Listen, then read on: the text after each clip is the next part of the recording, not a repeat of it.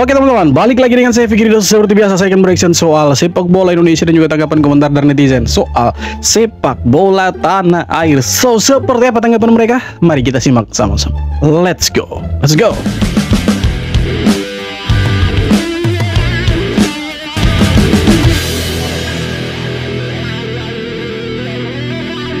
Aduh, game friendly 2-0 cukup lah kot. Tak perlulah bantai orang. Apa benda ni weh? Bagi kawan-kawan yang ketinggalan, Indonesia pesta gol lawan Chinese Taipei 6-0. Ya, tebakan abang silap. Santai. Ini 5 benda yang kita belajar dari game semalam. Formasi baru 4-3-3 Patrick Kluivert ternyata berkesan lawan Taipei. Kawasan tengah nampak lebih compact dan transitional attack lagi laju, terutamanya melalui kawasan luas. Tapi adakah ini berkesan dengan pihak lawan yang lebih kuat? Abang sangat impress dengan Mark Klok yang mengawal kawasan tengah dengan baik sekali. Abang boleh lihat dia main double pivot dengan Joey Pelepesi lepas ni lawan Arab. Kedua-dua pemain sayap sangat menyela. Beckham Putra dengan kelincahan serta work rate tinggi dan Egy dengan vision dia yang mantap. Dua pemain ni untuk abang bisa start untuk timnas. Nampaknya Ramadan Sananta akan menjadi striker utama untuk timnas bulan hadapan. Dia sering masuk dalam poket kosong dan bahaya dalam kotak penalti, tapi hold up serta link up dia kurang berbanding oleh Romane. Dan kita boleh lihat Maro Zilstra belum lagi sedia jadi striker utama. Dan last kali Emiliano Jonathan semacam Dembele Indonesia tu. Permainan dia direct dan sangat laju. Emiliano ni boleh jadi game changer bila lawan Arab nanti. Cuma finishing dia kena lebih tajam lagi. Gimana guys pendapat kalian tentang... Jadi bagaimana? Tutorial golnya itu ada di mana? Di Malaysia ke atau di Indonesia? Kalau kita lihat pertandingan Malaysia China Taipei beberapa tahun yang lalu, itu kan mereka hanya menang 3-1 itu. 3-1. Sedangkan kita tadi malam dengan skuad lapis 2, ya bukan lapis 2 sih sebenarnya. Lapis 3 itu. Kita menang 6-0 itu, apalagi kalau kita full skuad. Itu lebih gila lagi. Kan teman-teman bisa lihat itu. Kita punya pemain-pemain banyak yang bermain di bukan bermain sih, tapi ada di bangku tribun maksudnya. Yang lain tuh di bangku cadangan. Yang bermain ini yang memang jarang dapat menit bermain, itu sudah 6-0.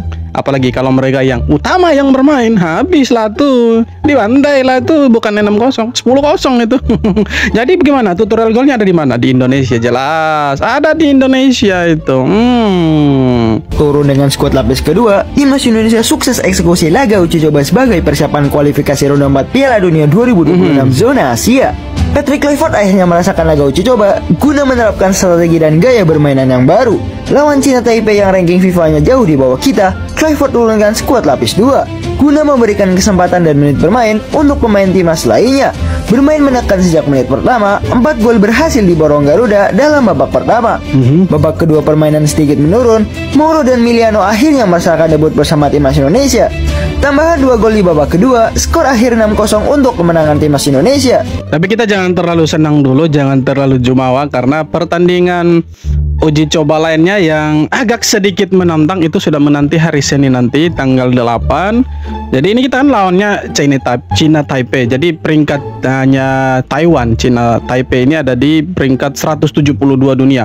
Sedangkan Indonesia ada di 118 ya. Secara peringkat sudah beda, kemudian kualitas pemain juga sudah berbeda. Jadi kalau kita menang 6-0 lawan Chinese Taipei, saya pikir itu hal yang ya wajar-wajar saja, karena dilihat dari segi manapun Indonesia unggul. Nah, nanti lawan yang agak sedikit berat ya, walaupun tidak berat-berat amat sih, ada Libanon. Karena Libanon ini secara peringkat mereka bagus juga, pemainnya juga oke, permainannya juga kualitasnya itu lebih bagus dari Chinese Taipei. Jadi ujian sesungguhnya itu di FIFA Matchday kali ini nanti di hari Senin. Nah, pertanyaannya, apakah Indonesia nanti bisa mengulang kesuksesan yang sama atau tidak? Kalau kita pakai formasi seperti ini dan pemain-pemain yang dicadangkan itu turun nantinya seperti Jay, Justin dan lain-lain turun, ya bisa sih kita menang. Tapi kalau pemain-pemain ini ya 50-50, 50-50 untuk kita bisa menang lagi. Maksudnya menang besar.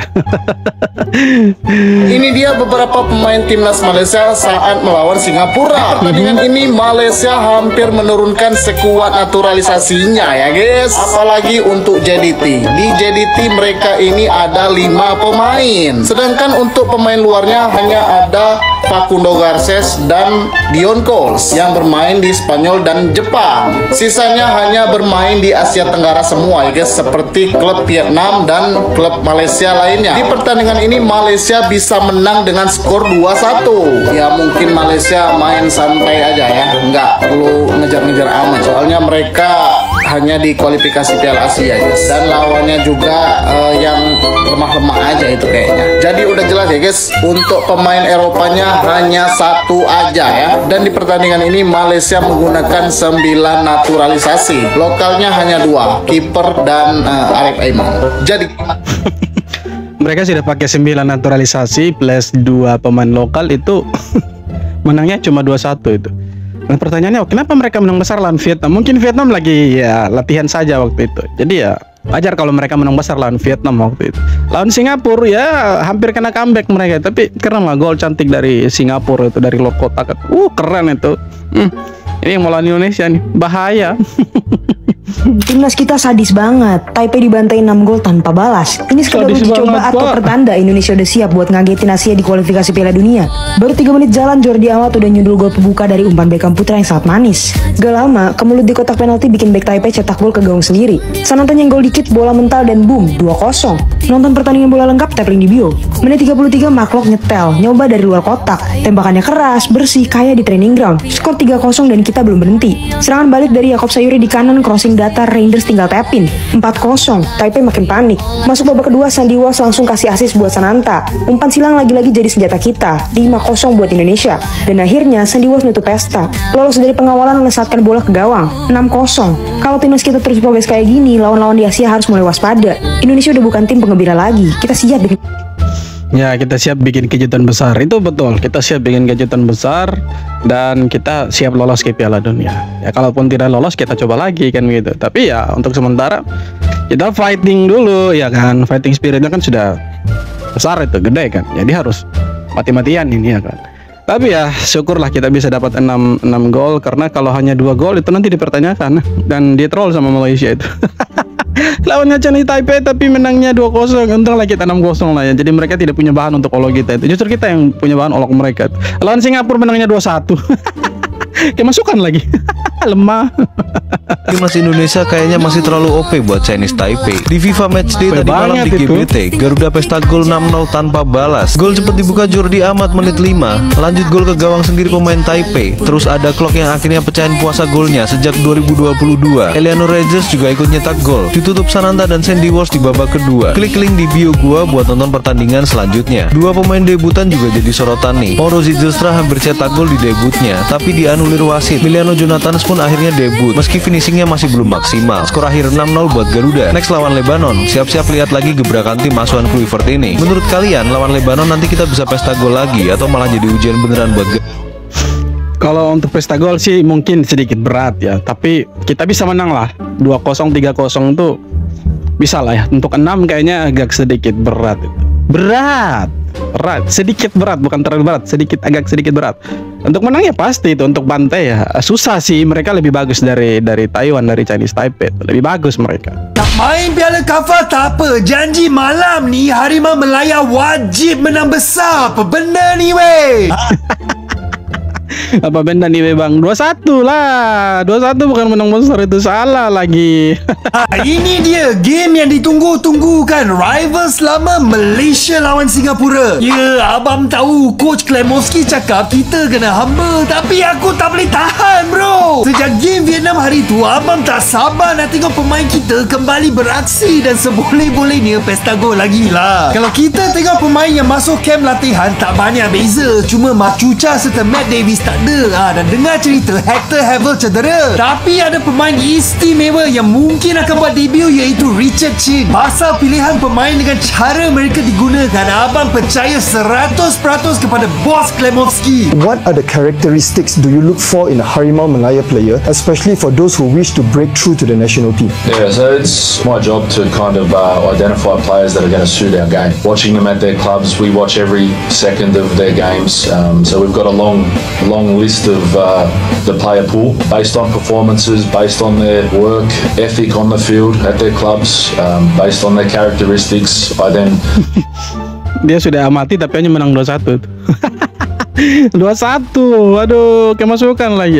Bagaimana, lemah itu. Lemah Skuad sekali. bintang timnas Indonesia hajar Chinese Taipei 6-0. Gila sih, timnas Indonesia yang turun dengan banyak pemain lapis kedua ternyata masih terlalu perkasa buat Chinese Taipei. Dari menit awal Garuda udah langsung ngebantai lewat gol Jordi Amat, Mark Klok, Eliano Reinders sampai Ramadan Sananta yang bikin pertahanan lawan porak-poranda. Bahkan Sandy Walsh ikut pesta gol bikin skor akhir jadi 6-0 tanpa balas di Stadion GBT. Padahal beberapa pemain bintang utama kayak Jay Itzes, Calvin Verdong sampai Ragnar Uratmangun nggak diturunkan. Tonton pertandingan timnas Indonesia lainnya, klik link di bio. Kemenangan telak ini nunjukin kalau kedalaman skuad Garuda makin ngeri. Bayangin aja, dengan materi pemain pelapis aja bisa pesta gol setengah lusin. Apalagi kalau semua bintang diturunkan. Hasil ini jelas jadi modal gahar buat Indonesia sebelum ketemu Lebanon di laga berikutnya, plus makin bikin optimis jelang kualifikasi Piala Dunia 2026. Garuda bener-bener udah siap terbang lebih tinggi. Lawan Lebanon kita wajib kasih turun pemain-pemain bintang plus coba formasi baru 4-3-3. Kalau saya sih yakin 4-3-3 dengan pemain bintang yang kita punya ini bisa menang cukup mudah ini lawan Lebanon nantinya. Intinya jangan 3-4-3 lah, 4-3-3 lah. Cobalah untuk sedikit lebih terbuka dan menyerang. Karena kita punya sayap sekarang itu ada seperti Dembele itu kan, si Emiliano Jonathan situ. Jadi kalau misalkan kita pakai 4-3-3 bisalah dia di kanan itu akselerasi ke kotak penalti dan bisa placing itu kan keren itu kan. 6-0, gokil banget gak sih timnas kita? Mereka bener-bener pesta gol lawan Taiwan. Nah, abis ini langsung rematch aja gak sih lawan Jepang? Setengah lusin gol dibagi rata. Tapi ya balik lagi, lawannya Taiwan bro, ranking 170 dunia. Gimana gak jadi ajang latihan finishing coba? Buat kalian yang menonton aksi timnas bisa lewat link yang ada di bio gua. Tapi satu yang bikin gua greget gitu, gua kira pas Marcelino masuk permainan kita bakalan lebih bagus gitu, ternyata malah ngerusak tim. Tembakannya masih nggak jelas kemana tahu gitu. Gue sih seneng-seneng aja ya Indonesia menang dan ngebantai 6-0. Tapi wajar gak sih, soalnya lawan Chinese Taipei itu sama aja kayak lawan klub level Liga 2. Tapi ya syukurlah Marcelino bisa dapat menit bermain, karena di Oxford juga dia tidak dapat menit bermain. Jadi ya kemungkinan besar itu penyebabnya dia tidak perform tadi malam. Tapi ya masih bisa lah nanti ditunjukkan lah untuk lawan Lebanon, kan masih banyak pertandingan yang akan dimainkan ya. Jangan cepat menghujat dulu pemain-pemain timnas ini. Masih ada kesempatan untuk mereka membuktikan. Kira-kira begitu. Ranking FIFA timnas Indonesia melesat tajam usai menang 6-0 atas Taiwan, nama sekalian. Di mana timnas Indonesia mendapat tambahan 3,25 poin di ranking FIFA setelah menang telak atas wakil Asia Timur tersebut. Di mana tambahan poin itu membuat perolehan angka skuad Garuda melonjak dari ranking FIFA 1,15455 angka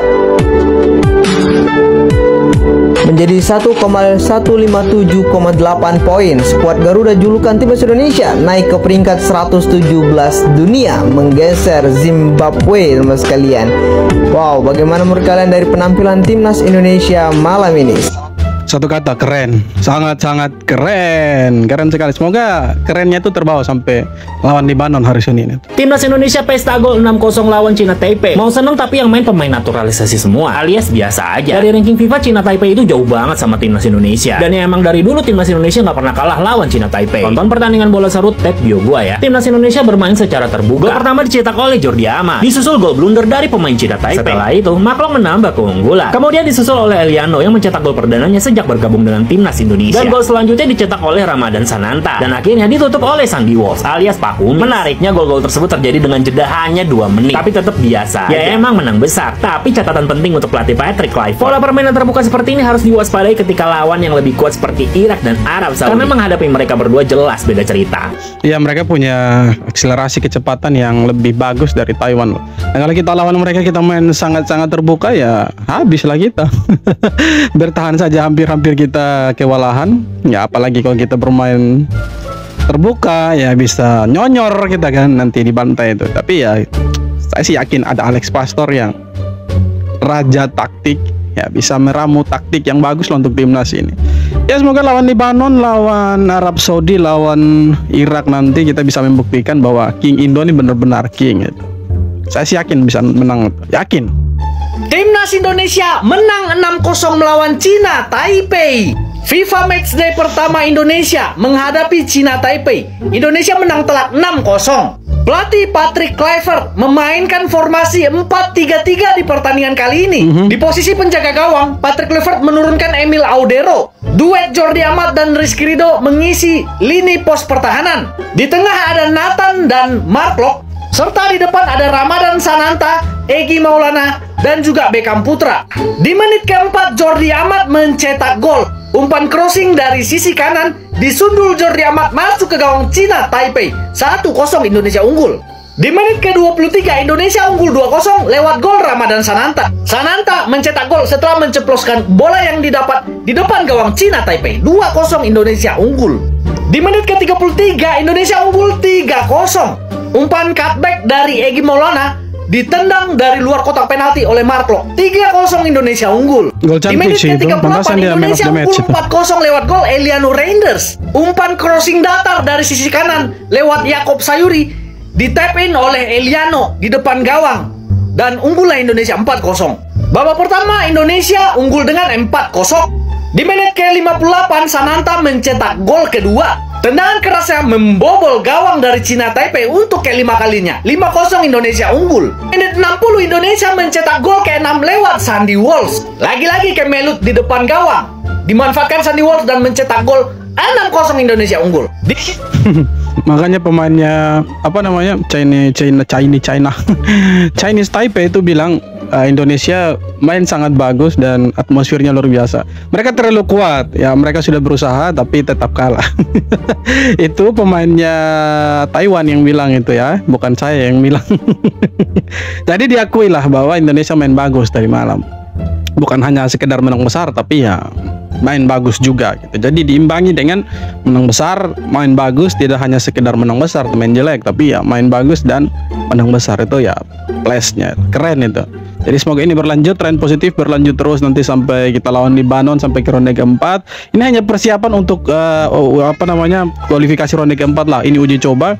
Jadi menurut saya sebenarnya hasilnya tidak terlalu berpengaruh, tidak terlalu penting. Tapi bagaimana permainannya itu yang paling penting. Tapi kita lihat lawan China Taipei ini mereka bermain bagus, walaupun dengan skuad lapis 2 tanpa pemain inti sudah bagus. Apalagi kalau pemain inti itu pasti lebih bagus lagi lah. Semoga lawan Libanon lebih bagus lagi dan keren kita bisa persiapkan tim lawan Irak, lawan Arab Saudi yang kita pernah kalahkan mereka di GBK, maksudnya Arab Saudi bukan Irak. Oke teman-teman, terima kasih banyak sudah nonton dan sekali lagi jangan lupa untuk like, comment, subscribe. Kita jumpa lagi di video-video berikutnya. Thank you.